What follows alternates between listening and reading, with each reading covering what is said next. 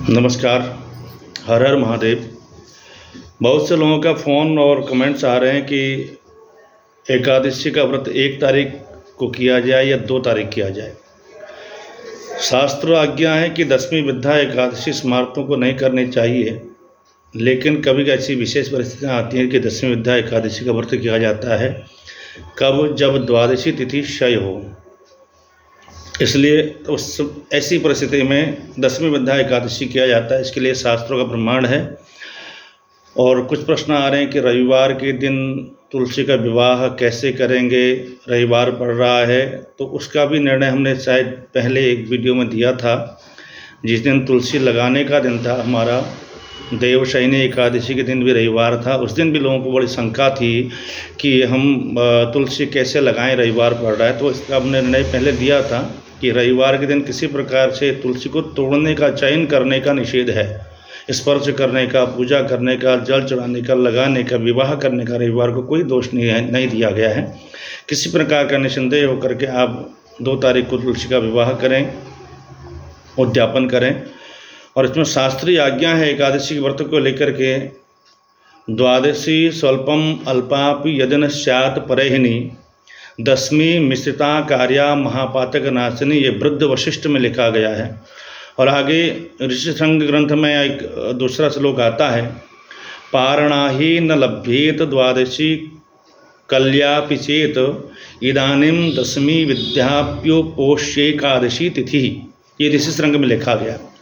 अर्थात इन शास्त्र वाक्यों के आधार पर स्मार्त यानी कि गृहस्थियों के व्रत को वैष्णव सन्यासियों के व्रत के साथ त्रयोदशी युता द्वादशी के दिन नहीं किया जा सकता। क्यों? क्योंकि ऐसा करने पर उनकी पारणा त्रयोदशी में पड़ जाती है। इसलिए स्मार्त गृहस्थियों को त्रयोदशी में पारणा करना सर्वथा निषिद्ध बताया गया है। अतः समस्त गृहस्थियों को, स्मारकों को देवउठनी एकादशी का जो व्रत है वो 1 नवंबर 2025 शनिवार के दिन तथा तुलसी पूजा, शालिग्राम और तुलसी देवी का जो विवाह है, उद्यापन जिसे हमारे वहाँ कहते हैं, तुलसी उद्यापन के नाम से हम लोग जानते हैं, तो वो 2 नवंबर रविवार के दिन किया जाएगा।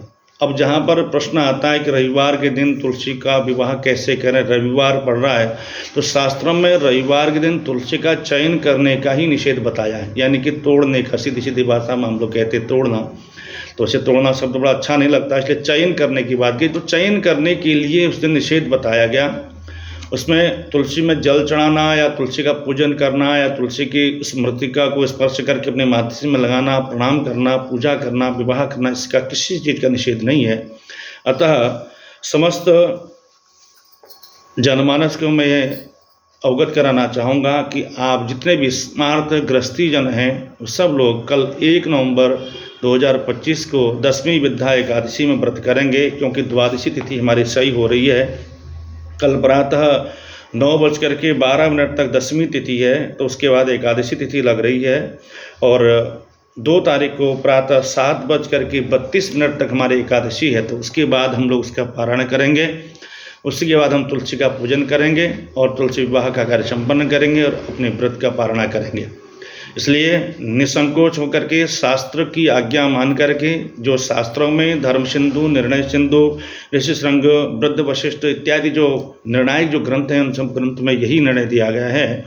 और हमारे पंचांगों में भी कल ही हरिबोधिनी एकादशी का व्रत स्मारकों के लिए दिया गया है। तो आप सबसे निवेदन है कि आप बड़े प्रेम से कल एकादशी का व्रत करें और परसों उसका पारणा करें। हाँ, जो वैष्णव लोग हैं, संत महात्मा लोग हैं, उनको द्वादशी में उस मतलब यानी कि रविवार के दिन व्रत करना है, उनका 2 तारीख को व्रत होगा।